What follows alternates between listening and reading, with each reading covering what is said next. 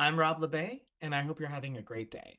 Hi, I'm here to talk about Champions and its relationship with new players. If you don't know who I am, that's probably because I myself am a pretty new VGC player. And even though I've been playing Pokemon pretty much my whole life, I'm new to VGC.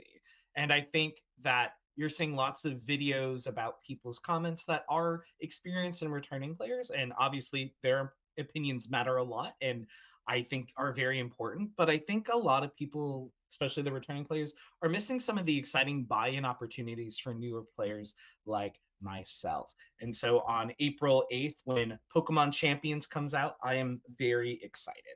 But when it came out this week, that Champions is there might be a membership attached to it that might be $45 a year. Some experienced players were they were raging. This champ is champions play to win. Is it blah blah blah blah? Here's the reality. Pokemon is already play to win. And in fact, Champions, I think, makes it easier and less play to win for newer players. Because, and I'm going to give you some examples in my current life that I'm personally struggling with as a newer player. Next week, I'm going to Orlando. When I signed up for Orlando, I did not know it was going to be Regulation I. It's the only weekend I have off in terms of work. So it's literally the only regional I can do this calendar year without taking time off. And when they announced it was Reg I went, this face, because I knew that there were mons I'm not going to have access to that my opponents will.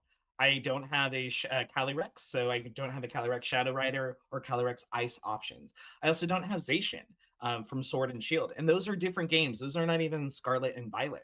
And so some people are saying, "Oh, well, it's a a game every couple of years versus like DLC, or versus $45 a year." But it's not a couple of years if you're new. If you're brand new, in order for me to have access to all the Pokemon I would need next weekend, I would need to have access to 5 games and the DLC for 4 of them, right? I would need Arceus, which I thankfully have, but I didn't have an Ursaluna. So I had to go out of my way to get an Ursaluna that I didn't already have, which if you're a returning player, you probably already have that. That's not a big deal. For me, that was a time waste. And this is also an issue of resource management. I did an online tour this week and I don't have a lot of Terra shards, right? And so I literally didn't use my Ursaluna that I had just gotten because I don't have enough Ghost Terra shards yet. And so some of you may have all these resources already, and so it's easy. You already feel like you've done the paying. But if you're a brand new customer to VGC, you're paying for everything all up at front. Same thing with Sword and Shield. I have Sword and Shield, but when I played them many years ago, it was just to kind of complete the main story. I did get the DLCs, but I never completed them. So I don't have access to Shadow Rider and Calyrex. And you might be like, oh, well what's the big deal? That's not a big deal that you don't have access to some of the same Pokemon that other people do. And here is the big issue with that is that if we look at now, I know this is not perfectly updated because Reg-I is starting up again, but looking at Munch stats, Calyrex Ice is used on 46% of teams. And if you scroll down, Shadow's on 17% of teams. And so if you add those together, we're talking about over half the teams, 64% of the teams have Pokemon that I don't and won't have access to by next week. You might say, well, play through the games. Well, I'm new.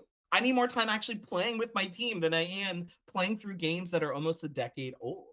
And so I think that's a problem for me is like, I don't have a Zacian.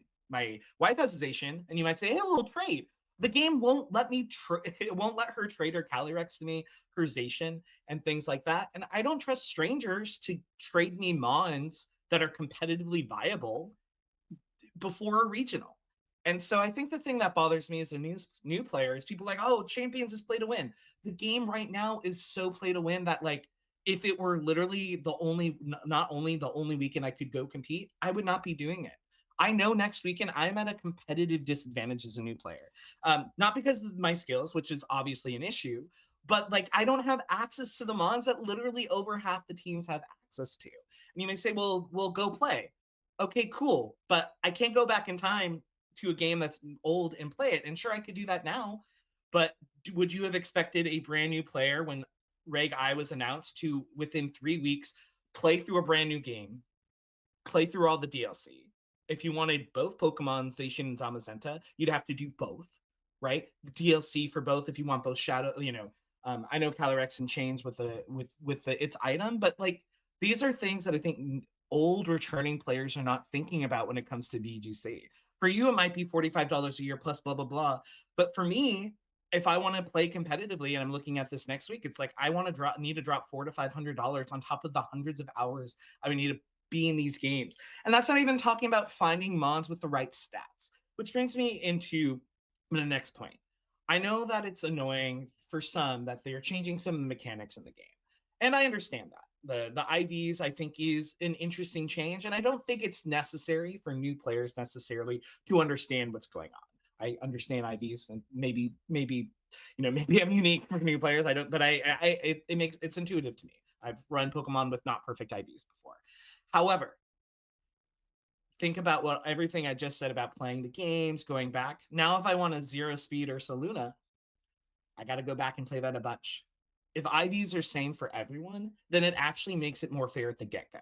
Now, I do think in the long term, it would be good for IVs to be maybe, put back in. But at the start, I think it makes a lot of sense to not have IVs, especially for newer players who, granted, there's these interactions are pretty niche and when you wouldn't want perfect IVs, and B, it doesn't make players like me feel like I'm missing out. Part of the reason I've never run like I would, even if I had a Calyrex Shadow or Calyrex Ice Rider, I don't know if I would do Trick Room because I'm not going to spend the time finding the lowest IV speed and the lowest IV Pokemon for that, or Shadow Rider. I'm not going to go out my way to find the lowest IV attack stat. That's just not worth my time as a new player. As a new player, I need to be playing. I need to be competing. I need to be practicing. I need to be doing those things. And I can't do those things if I don't have the mons to begin with. And I know some people are going to say, well, when Champion starts, not everyone's going to have all the mons. There's going to be things like that. Hey, it seems like that there's going to be an opportunity to bring in mons from home, which means that if you've already done the playing and and the paid to winning, congratulations, right? You already have access to those things, right?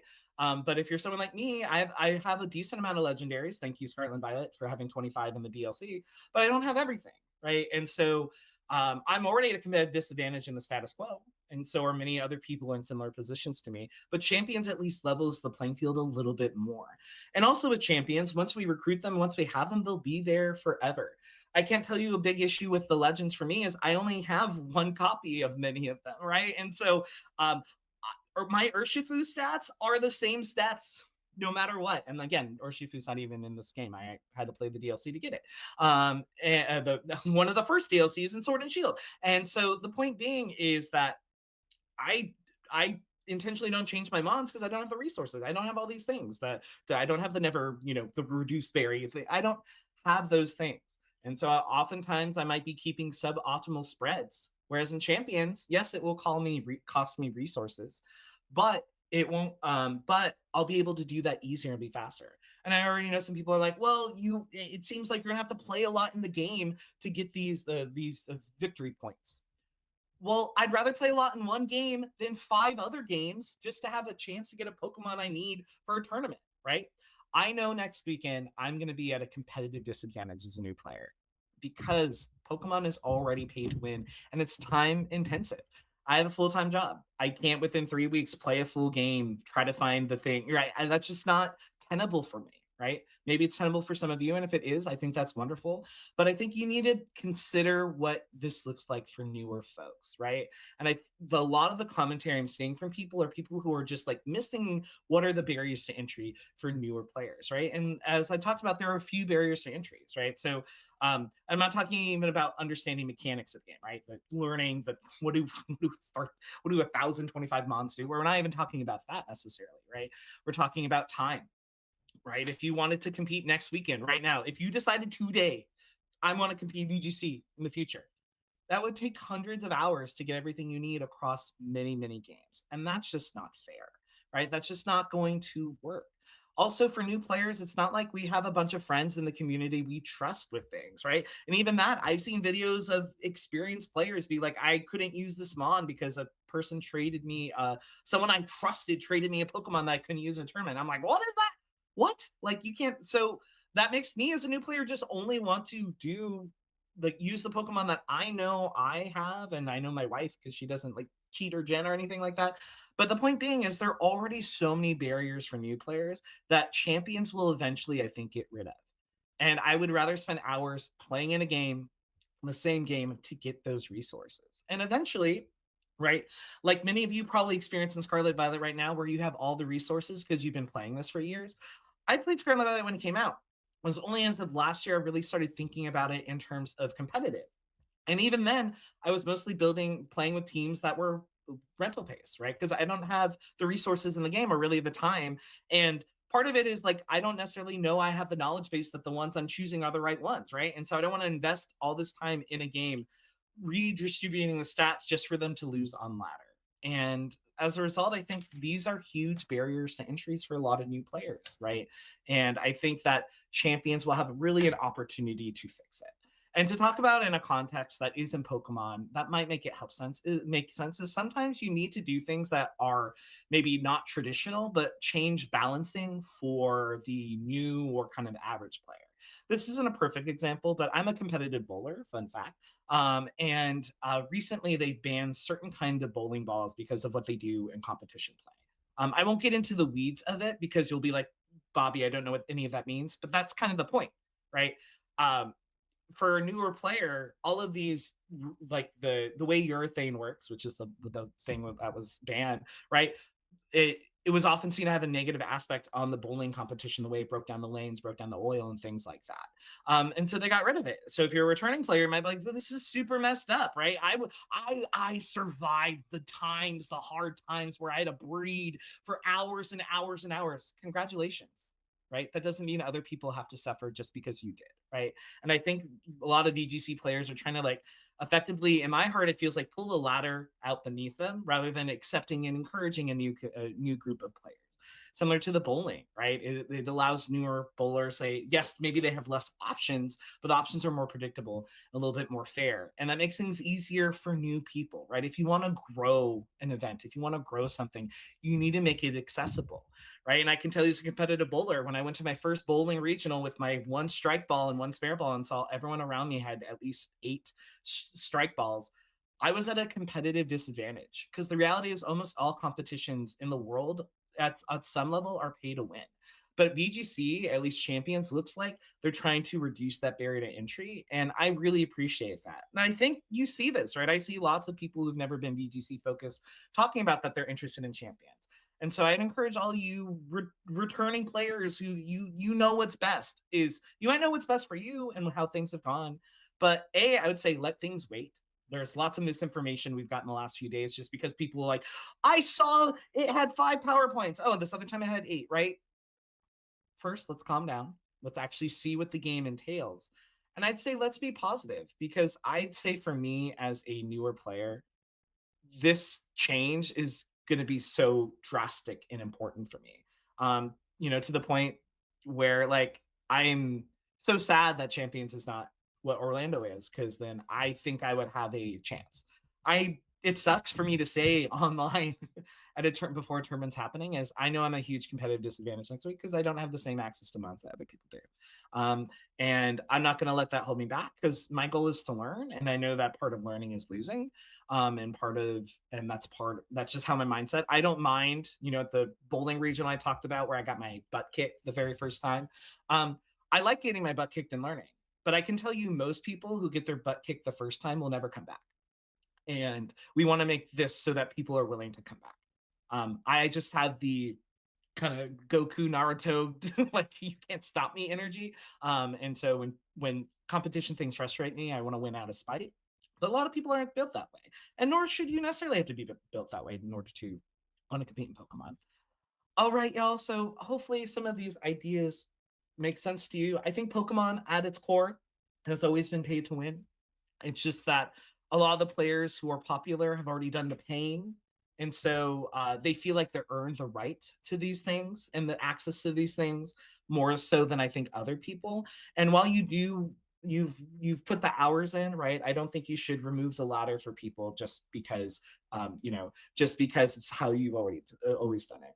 Feels to me like the folks who bought houses and then refuse to sell them because they aren't making enough. It's like, listen, we're just trying to have a house, right? I'm a new player. I'm just trying to have Pokemon. right? I'm not even worried if they're nice Pokemon. I'm just the right. I just want the right access to the right Pokemon. I'm not even worried about the stats yet, you know. So just because many of you have been grandfathered in and understand a system that works really well doesn't mean we should take it out on newer players who might want or need that access. And I'd say like the whole point about like Eviolite and those other things, like Eviolite I think is easy to understand. It could be a balancing thing, and B is again, this game is new, so we don't know what certain things might come out that maybe there'll be a format where it's all little cup, right? We don't know. And so I think a lot of returning players just are so used to being hurt by Pokemon and angry and ready to be angry that you are alienating newer players who are excited, right? Newer players who are excited by these changes don't want to be talked down to by experienced players because they know better. Sure, you might know better on what's better for you as a returner, but you don't know what's better for me as a new player. And I can tell you as a new player, I'd much rather spend this potential money than going back and playing 5 other games to get mods that I need. And mods that I wish I would have next weekend in Orlando. All right, everyone. I hope you have a great day. I don't know if I'll have another video before Orlando comes out or before I go to Orlando, but I keep track, follow me, and I'll see you on the next one.